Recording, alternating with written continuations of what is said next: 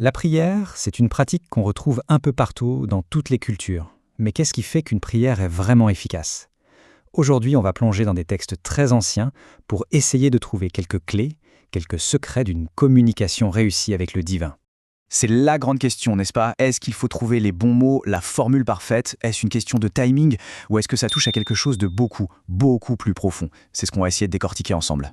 Pour y voir plus clair, on va se pencher sur des histoires bien précises, tirées des écritures hébraïques. Ces récits, ce sont de véritables cas d'étude. Ils nous montrent des personnages, des prières qui ont été entendues, et d'autres qui se sont heurtés à un silence assez déroutant.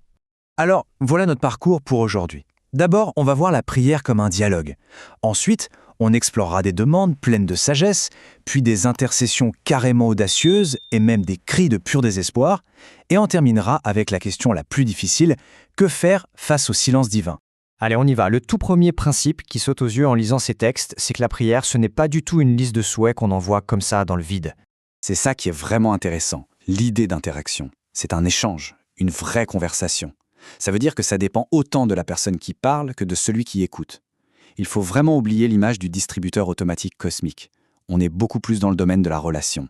Et pour bien comprendre ça, rien de tel qu'un exemple concret. Un vrai cas d'école. La fameuse prière du roi Salomon. Un tout jeune roi au tout début de son règne. Regardez bien ça. Le texte insiste sur un contraste qui est saisissant. Salomon aurait pu demander tout ce qu'un roi peut désirer pour lui-même. Vivre vieux, être richissime, écraser ses ennemis. Mais non. Sa demande, elle est tournée vers les autres, vers son énorme responsabilité. Ce qu'il demande, c'est la sagesse pour bien gouverner. C'est une démarche humble et au fond très altruiste. Et la réponse, elle est super claire. Le texte nous dit que sa demande a plu.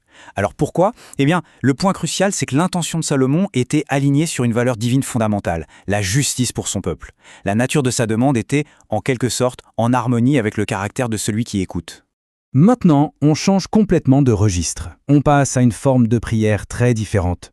Ce n'est plus une demande pour soi, mais une intercession pour les autres. Et pas n'importe laquelle, c'est l'incroyable négociation d'Abraham pour tenter de sauver la ville de Sodome.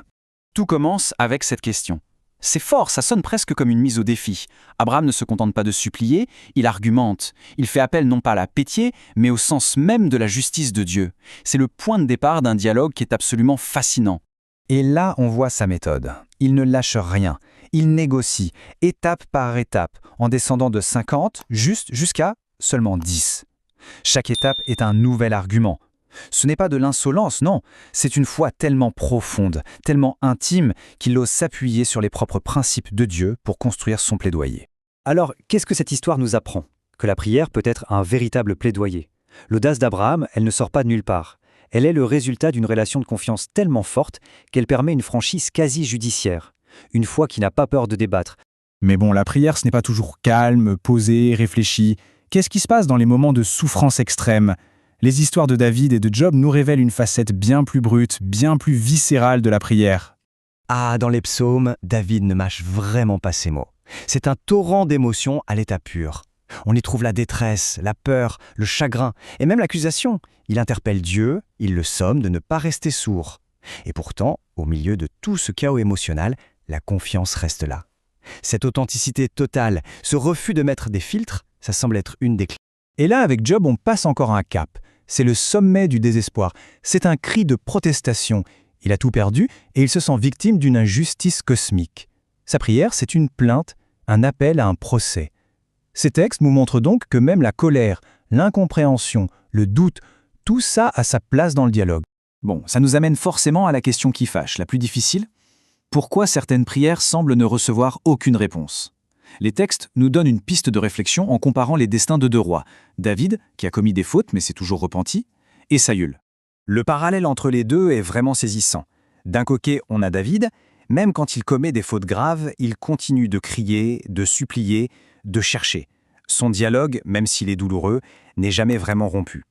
Et de l'autre, on a Saül, qui, à la fin de sa vie, fait ce constat terrible, Dieu s'est retiré, il ne me répond plus. Le silence qu'il vit est présenté comme la conséquence directe de ses propres choix.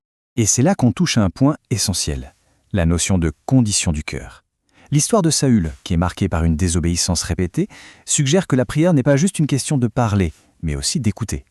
Le dialogue est rompu, non pas parce que Dieu est devenu sourd, Mais peut-être parce que Saül, lui, a cessé d'être à l'écoute. Alors, si on devait résumer tout ça, quels seraient ces fameux secrets? Eh bien, ce n'est pas une formule magique, mais plutôt des principes. D'abord, l'intention humble, comme Salomon. Puis, l'audace qui vient d'une relation forte, comme Abraham. Ensuite, l'authenticité brute, sans filtre, comme David et Job. Et enfin, peut-être le plus important, la condition du cœur. Cette posture d'écoute et de fidélité, comme on le voit dans le contraste entre David et Saül.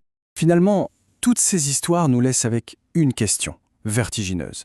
Est-ce que le but de la prière est de changer la volonté de Dieu, de le faire plier à nos désirs, ou est-ce que son but premier serait plutôt de nous transformer nous-mêmes, d'aligner notre propre cœur sur une perspective plus grande, plus juste? C'est peut-être là, finalement, que se cache le véritable secret.